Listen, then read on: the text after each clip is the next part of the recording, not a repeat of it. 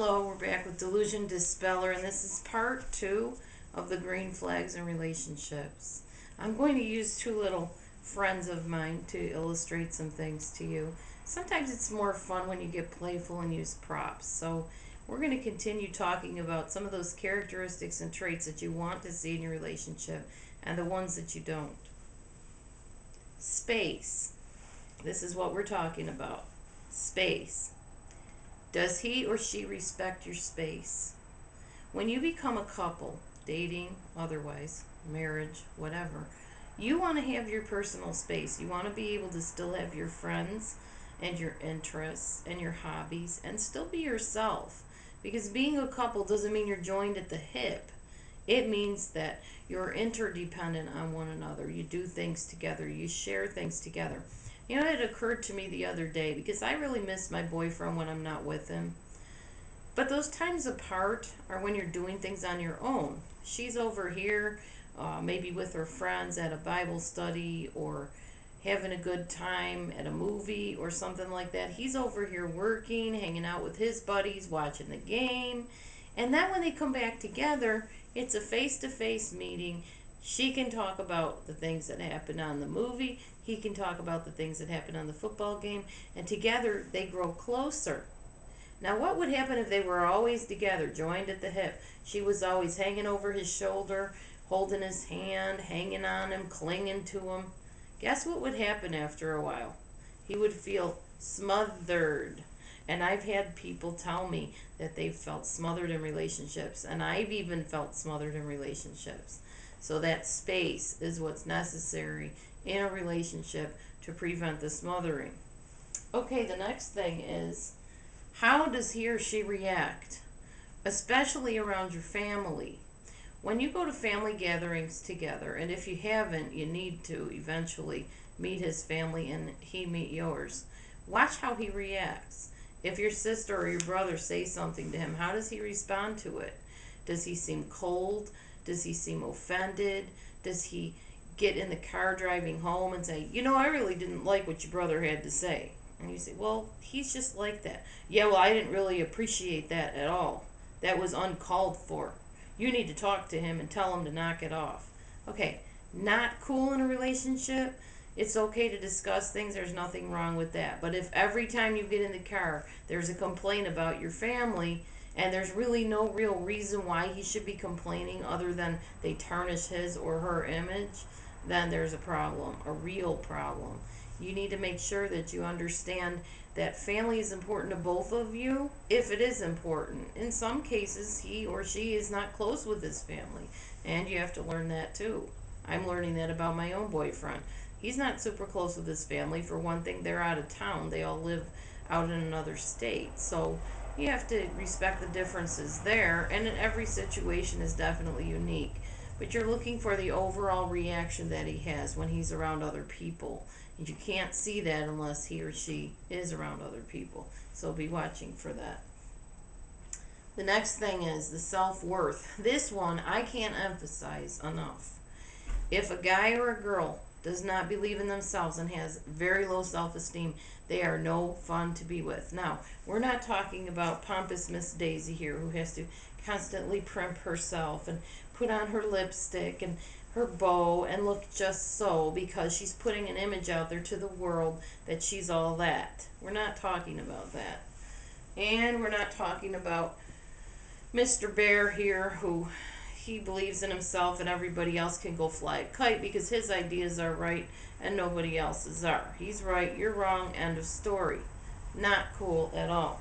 Okay, what we're talking about is when you're together, does he complain all the time about how nobody likes him, everybody's against him, his life will never amount to anything? And it's always your job to pick him up and lift him up again and keep pulling him out of the hole, out of the muck and the mire. You know, that's no fun in a relationship. It's no fun to be with somebody that constantly puts themselves down or others down. That self-esteem has to be there. If you're with a guy or a girl that's chronically, clinically depressed, they need to get on medication or just get counseling. Don't get into a relationship where you constantly have to be the caretaker and the rescuer and the savior. That does not work. It's not fun. Take it from one who has been there and done that. Sometimes somebody just has way too many issues that they need to get settled before you hook up with them. Period. Okay. How about how helpful are they to you? If your car breaks down, can you call them and they'll at least refer somebody to you to help you out? If you need help with the dishes, are they willing to bend and help out a little bit? My boyfriend will take his plate and carry it over and put it in the sink. I don't know too many guys that will do that. So, and even actually, my ex husband did that too. Some guys are raised in a cultural background where the men can help out. Other people might be raised in a cultural background where one or the other does certain things. You want an equal balance in relationships if they're to be non toxic and healthy for you. Honesty, very important. Is he or she telling you the truth? You can tell when somebody's not. There's certain ways, and there's other videos that you can learn from where you can watch body language. Once again, actions speak louder than words. Honesty is very important, and honesty is always the best policy, unless maybe your life is in danger. Sometimes that happens, but that's really rare. So you're looking for a guy or a girl that you know when you talk to them, they're telling you the God's honest truth, and you know that. You know that you can trust them, and you know that if you ask them a question, you're going to get the answer, not that you want to hear, but the truthful answer in love, not a cutting, mean remark. Like, for instance, the typical one is, how does my hair look? And he says, fine. Okay. Well, that's not exactly the answer that a woman wants to hear. And even a guy, well, do you like being around me? Hmm, it's okay. Also, not the answer to give. What we want is honesty. How does my hair look?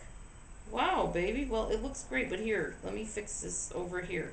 Now, what do you think? You think that'll work? Yeah, that looks much better. Thank you. There you go. There's honesty. Well, what do you think of being with me? I mean, do you feel good when you're around me?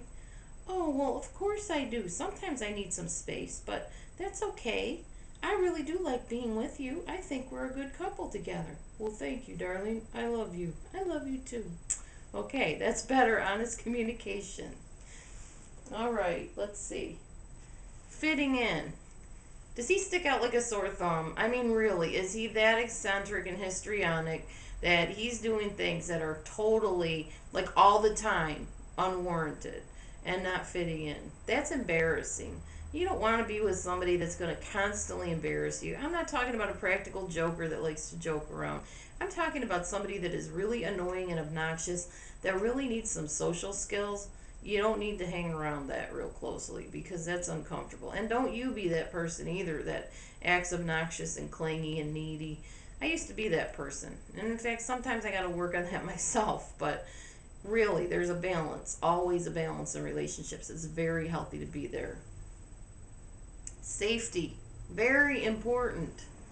Can you feel safe around this person, or do you feel like every word that you say is going to be scrutinized and that you're afraid to do anything because he might be watching and he might be jealous if you hang out with certain friends? Or that's not good. That's not healthy. It's not fun. It's not enjoyable. It doesn't make for a good relationship at all. You want a safety factor there. Do you feel secure when you're with them, or do you feel like you got to watch your back, even like as if you're watching your back from him, not other people? Not a good thing. Okay, well, those are a few more traits, and we're going to get to the third video very shortly here, but I wanted to talk a little bit more about those red flags and green flags. There's kind of more red flags here, maybe, but the green flags, if you flip around what I'm saying and remember the opposite things, like if I say, do you feel insecure, then you want to think, well, I want safety. If I say, do you want to feel not criticized, then you want to think that somebody accepts you. So kind of flip around what I'm saying and you'll get your green flags and you'll hear that in the message. But the red flags are important too, and it's kind of hard to talk about one without talking about the other. So stay tuned for part 3 of the green flag relationship. And remember, honesty is always the best policy. And do not keep secrets. If you're being abused, tormented, harmed in any way, shape, or form, tell a safe person. Get out of the situation, get help for yourself, and let God deal with the other situation and the other person, because you cannot fix anyone, you cannot rescue anyone, you cannot save anyone, but you can take care of yourself, and good self-care is very important, and it helps to dispel the disillusion.